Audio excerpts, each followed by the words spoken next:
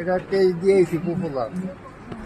আচ্ছা শোনো, আমি তো তোমাদের বলছি যে এটা তো লাইকোমার পেশেন্ট, লাইকোমাতে চেকে দেখতে হয় সেটা তো জানি। আমরা মেইনলি যেটা দেখবো যে যখন এসে আমরা প্রথমে ইন্সপেকশন করি, একটা রুগীকে যখন দেখি যে কী হয়েছে, একটা হিস্ট্রি নিলাম না যে কী হয়েছে, যে এটাকে প্রথমে এরকম ছিল না, কতদিনে বলছে না, জাস্ট ডিউরেশনটা জেনে নিলাম। হ্যাঁ, তো বলতেছি যেটা সেটা আমরা ডিউরেশনটা জেনে নিলাম, ব্যথা আছে কিনা সেটা একটু শুনে নিলাম,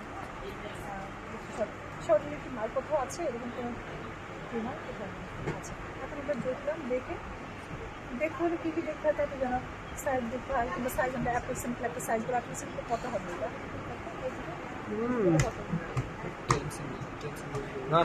ইঞ্চির ক্ষেত্রে হবে ম্যাম 4 ইঞ্চি 5 ইঞ্চি যাবে, আর লম্বাতে হচ্ছে ম্যাম মোটামুটি 3 ইঞ্চি যাবে, 3-4 ইঞ্চি। লম্বা ম্যাম এটা 1 ইঞ্চি,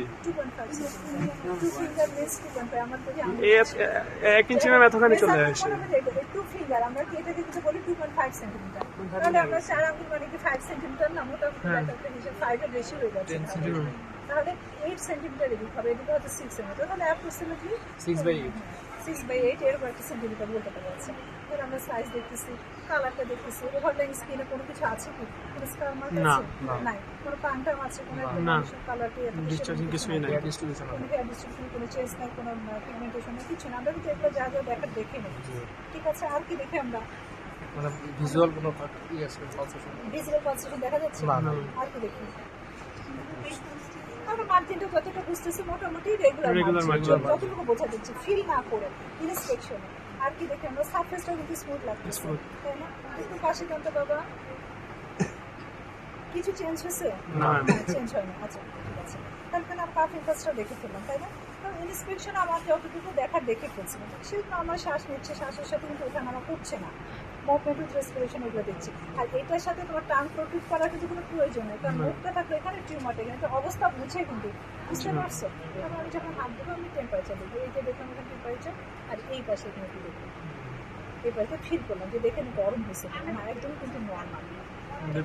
তারপর আমি যদি সারফেসটা দেখে আমি বলছিলাম না, পামার সারফেস দেখলাম যে দেখি সারফেসটা কেমন আছে, সারফেসটা কেমন আছে, একদম স্মুথ লাগতেছে কোনো ঠিক আছে। তারপর আমি কী করি, মার্জিনটা দেখবো, টিপ অফ দ্য ফিঙ্গার যে মার্জিন আছে, মার্জিনটা দেখো, যেমন দেখছি যে মার্জিনটা একদম স্লিপিং টেস্ট এখনই করা যায়। হ্যাঁ, একই সাথে ওয়েল ডিফাইন্ড মার্জিন, বুঝলাম। আমি কিন্তু একটু করছি, আমার ওর মুখের দিকে তাকাচ্ছি, ফেসিয়াল এক্সপ্রেশন ব্যথা পাচ্ছি কিনা, যদিও বলছে এটা ফেল মানে ওর ব্যথা নাই, তারপরে কিন্তু আমি যখন একটু করছি আমি একটু খেয়াল করছি, কিন্তু মুখের দিকে করছি প্লাস আমি একটু দেখছি, তাহলে আমার মার্জিনটা দেখা হয়ে গেল, ঠিক আছে। তারপর আমি কি দেখবো, কনসিস্টেন্সি দেখবো, হ্যাঁ কনসিস্টেন্সি কম, কনসিস্টেন্সি সব কনসিস্টেন্সি আছে। আর আমি ফ্ল্যাকচুয়েশন কিন্তু এটা যেহেতু বড়, আমি কিন্তু এভাবে করবো, আমি জাস্ট এভাবে করে এটাকে আমি করবো, এইটুকু চাপ দিই, ফ্লাকচুয়েশন এভাবে রেখে আমি এভাবে একটু চাপ দিলাম, এটাতে আমি ফিক্সড করলাম, চাপ দিলাম, তাহলে কিন্তু আমি এই ফিল করতেছি, তাহলে এটা আমি ফ্লাকচুয়েশন দেখছি যে কেমন।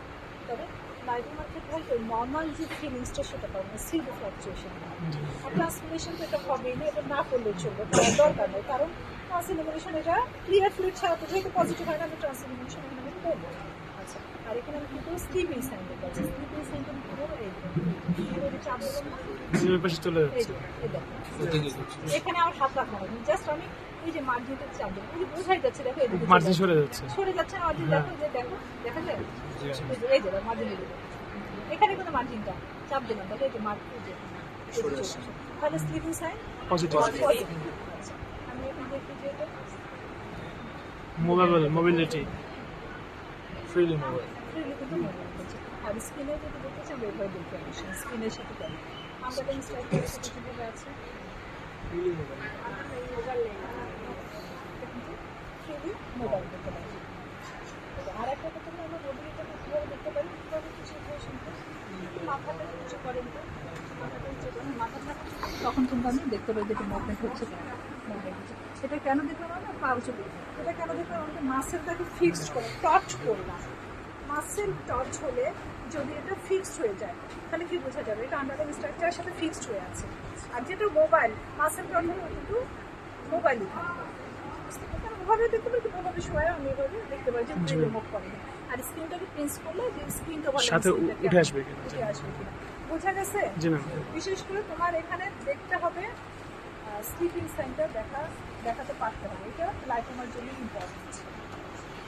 ঠিক আছে, সবাই দেখো, তৈরি হন।